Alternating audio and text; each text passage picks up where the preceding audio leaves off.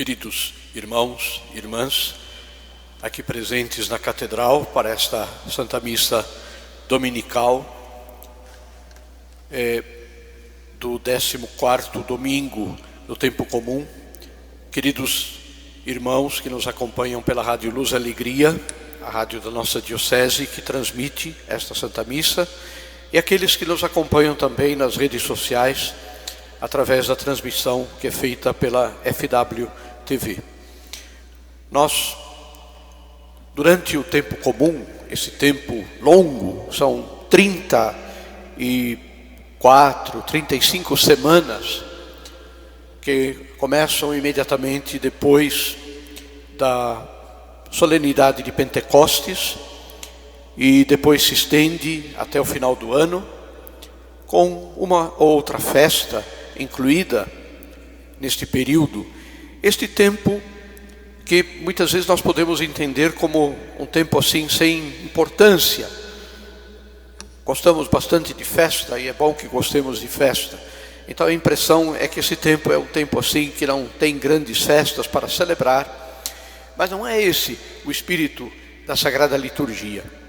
A liturgia da Igreja, neste período, longo período do tempo comum, quer nos ajudar a compreender o mistério de Cristo, compreender a Jesus, a sua missão entre nós, a obra da salvação, da redenção que o Senhor realizou.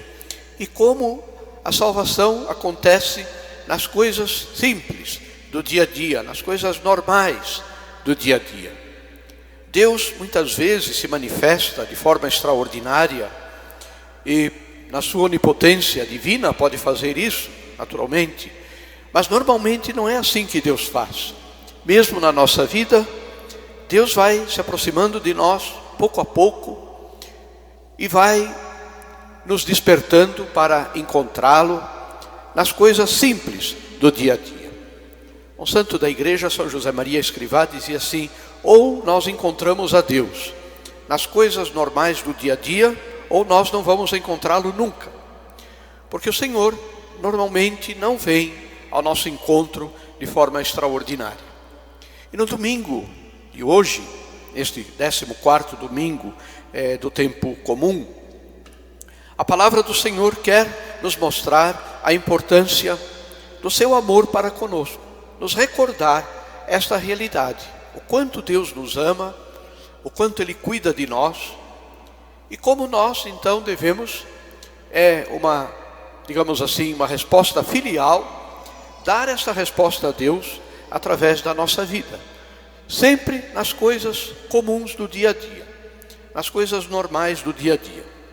A primeira leitura, tirada do profeta Zacarias, nos apresenta exatamente como é que o Messias viria ao encontro da humanidade.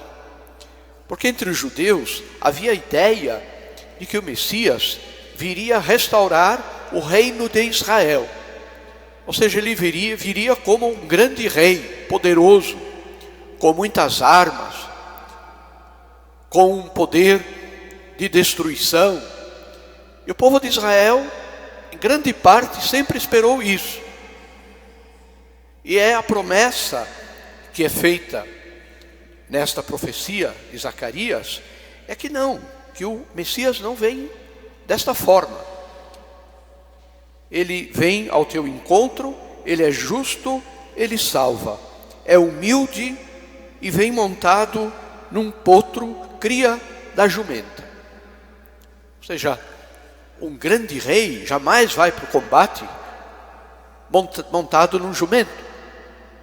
Não é um animal de combate, não tem agilidade, vai montado num grande cavalo, os reis antigos, naturalmente. Então a promessa do Messias não é a promessa de um rei humano, um reinado humano, o reinado deste rei poderoso que viria, não tem esta característica de ser um reino externo, humano. Naturalmente, depois, lendo o Evangelho, escutando a mensagem de Jesus, nós vamos entender que o reino de Deus, Jesus disse, já está entre vós, já está convosco. Ou seja, o reino de Deus é uma realidade espiritual, uma realidade interior. E o Evangelho que nós escutamos hoje é o capítulo 11 do Evangelho de São Mateus. Jesus diz exatamente isso. Como ele vem ao nosso encontro. Ele agradece ao Pai, agradece a Deus, porque quem entende a mensagem do Evangelho é somente quem é simples e humilde de coração. Uma pessoa orgulhosa, uma pessoa prepotente, uma pessoa que, como a gente costuma dizer, se acha mais do que os outros, jamais terá condições de se abrir para a palavra, para o Evangelho de Cristo. E Jesus diz assim, que ele veio ao encontro daqueles que estão cansados, fatigados, sob o peso dos vossos fardos, e eu vos darei descanso. Ou seja, Jesus fala conosco, fala com cada um de nós. Porque tantas e tantas vezes, queridos irmãos, este é o nosso sentimento no dia a dia, o cansaço, o desalento diante das inúmeras responsabilidades que nós temos, que precisamos assumir no dia a dia. Você, pai de família, você, mãe de família, sabe o que significa cuidar de uma família, as dificuldades que isso comporta nos dias de hoje, a insegurança, a angústia por não saber se você conseguirá de fato sustentar, manter a tua família, falando isso materialmente, ainda mais espiritualmente. Os teus filhos, aqueles que você generosamente trouxe a este mundo, dando a eles o dom da vida, isso é um ato de coragem extrema nos dias de hoje. Há toda uma mentalidade, não só antinatalista, contra o nascimento de crianças. A ideia de que crianças trazem pobreza. A pobreza que existe no mundo é porque os pais têm muitos filhos. Essa é a ideia que se espalhou por aí. Não se percebe o horror que é essa ideia, o absurdo que é essa ideia. Exatamente porque a pobreza e a miséria que existe no mundo, ela é estrutural. Ela não é causada pelo número de filhos, mas ela é causada por uma estrutura errada, que predomina no mundo. E você, quando assumiu a paternidade, a maternidade, tomou um ato de coragem, fez um ato de coragem, depois educou seus filhos na fé, na vida humana, nos valores da vida humana. E tudo isso cansa.